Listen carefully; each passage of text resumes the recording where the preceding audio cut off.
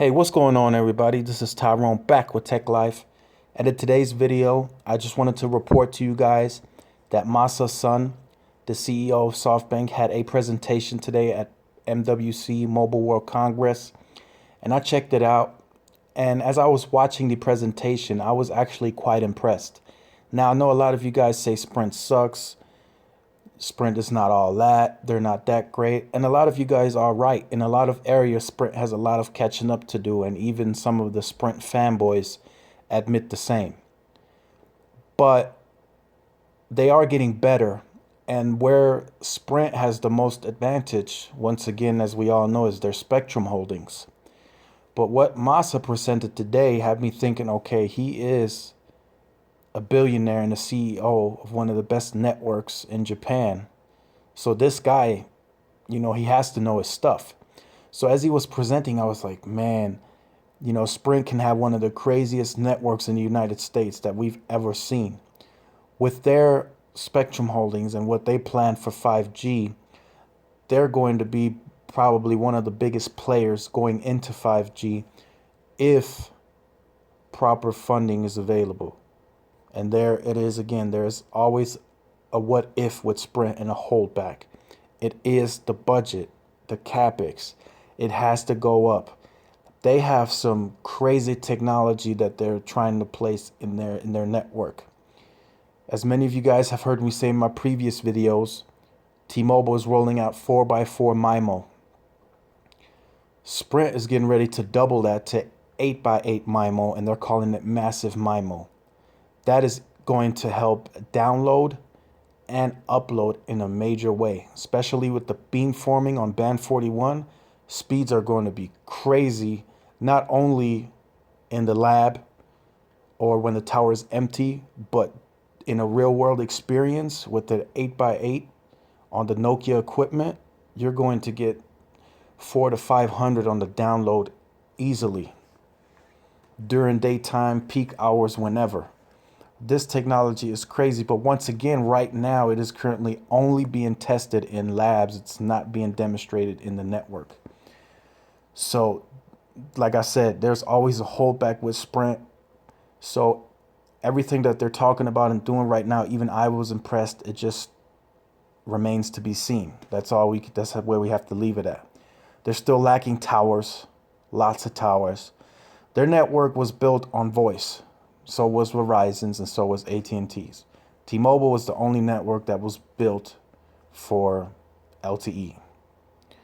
Voice coverage on 3G, Sprint was dominant back in the 2000s in that. 1X travels crazy far, and I can see that when on LTE I have 1 or 2 bars and I drop it down to 3G, I go up to 5 bars. So voice was a great network, but now LTE, since it's so fragile, it depends on density and lots of towers. So in my area, there is a 4 to 2 ratio with Verizon against T-Mobile. So every 2 towers that T-Mobile has in an area, Verizon has 4, and it's like, I think it's 4 to 1 against Sprint. AT&T is about 4 to 2 as well.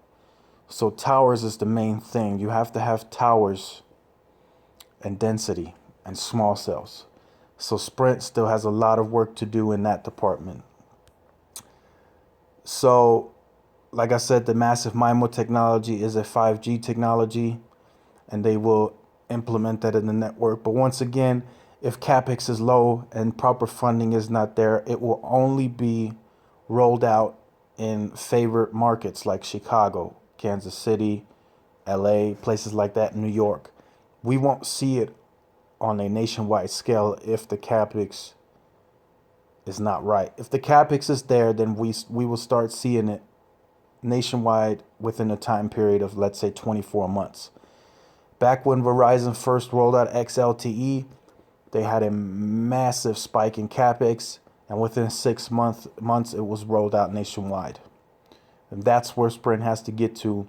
But the thing is, right now, this new technology and what Sprint is trying to implement, as many of you guys know, this is actually, Sprint is actually going to be in a tight spot because all of this technology is going to be very expensive because it's new technology, and there's going to be a high demand for it from the carriers. It is going to be very expensive, and is going to the manufacturers are going to have to work day and night to keep it in stock, the proper antennas and all that stuff. So once again, will Sprint have enough money to put forth to really roll this out to where it can do damage and help their network get better? Also, HPUE is now getting ready to be put on the network. The LG G6 will be the first device with it. And then on March 29th, the Samsung Galaxy S8, I'm almost 99.9% sure, will also have it. So now, reportedly, they have been test driving it in Virginia. And with HPUE, band 41 is now 99% covers the same coverage as 1.9 band 25. So I believe in the past when they first announced that it was like 90%. Now they're saying it is almost identical to band 25 coverage. So that's really good. That's what the tests are showing. Masa announced that today. So in places like, let's say you were in a building and you drop down to band 25, but outside you get band 41, in that building, you will also get band 41 inside that building now, because it has the same penetration as band 25. So that is really good. That will help the network quite a bit, but you will have to get the device that supports that technology. That's another big part. Will enough Sprint customers switch over to these devices to notice the dramatic change in the network? If you have an iPhone 5, if you have a 6, 6S, 6S Plus, 7, you won't be able to take advantage of this. Also, will they get Apple? Will they have some type of deal behind closed doors to where Apple implements this in their iPhone 8? That's going to be another bump in the road that they have to overcome. So there's still lots and lots of stuff that Sprint has to do and that they have to overcome. It's still early in the year. We haven't heard any big news on the network side. I've been trying to track it down. There haven't been any additional markets announced with band 41. I still don't have any band 41 live yet. In El Paso, equipment is up, but nothing has been launched yet. I haven't heard any other markets getting launched with small cells, but I'm tracking it on day-to-day basis.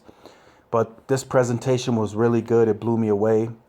But once again, will they have enough money to really invest into switching over to 5G? That's going to be the key. Definitely let me know in the comment section down below what you guys think. Do you think Sprint is done? Or do you think what they have in Spectrum can help them survive? Personally, I think instead of leasing the Spectrum now, they should sell it. They should sell a good chunk of it and use that money for CapEx. I believe Verizon did something similar back when they first started their LTE rollout. They sold a couple of companies and bam, they got enough money together for the CapEx and they rolled out LTE. So I think Sprint needs to do something like that. If merger is not going to happen, which a lot of analysts are now starting to doubt, then Sprint must sell off some of that 2.5 and use that money for CapEx. And a lot of people disagree and some agree, because people are saying, well, if they sell their Spectrum, that's all they really have, is they have the most Spectrum. But if they sell some of it, then they won't have the most anymore. But if they sell 40 megahertz of it, it won't hurt them too bad. They still have other technologies to implement that can help boost capacity. So they need funding, they need money. That's what they really need. Alrighty, so this video was a little longer than expected. I had lots of stuff to cover, but I will keep you guys up to date. We got a busy week coming up. Also, send in all your speed tests for the wireless recap episode 3 happening Friday. So definitely stay tuned for that. Give these videos a thumbs up. Definitely much appreciated. Also, comment section. Let's get interactive. Let's see what you guys think. Like, share, subscribe. And this is Tyrone with Tech Life, and I will see you guys in the next video. Peace.